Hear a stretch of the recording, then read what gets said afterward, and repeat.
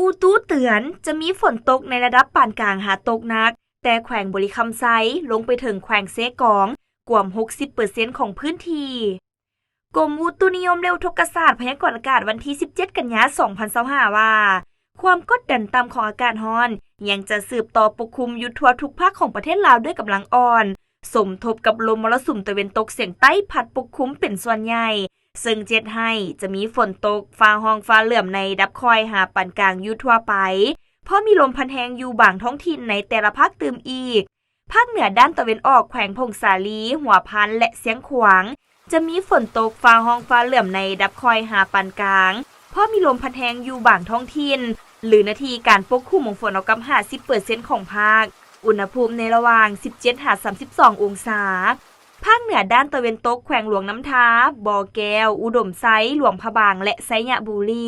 อากาศร้อนและจะมีฝนตกฟ้าห้องฟ้าเหลื่อมในดับคอยหาปานกลางเพราะมีลมพัดแรงอยู่บางท้องถิ่นหรือนาทีการปกคลุมของฝนเอากำ 55% ของภาคอุณหภูมิในระหว่าง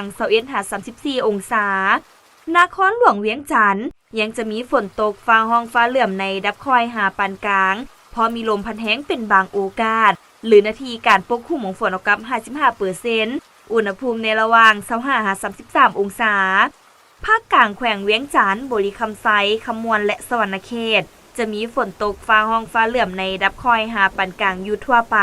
เพราะมีลมพัดแรงอยู่บางท้องถิ่นหรือนาทีการปกคลุมของฝนเอากำ 60% ของภาคอุณหภูมิในระหว่าง 22-33 องศา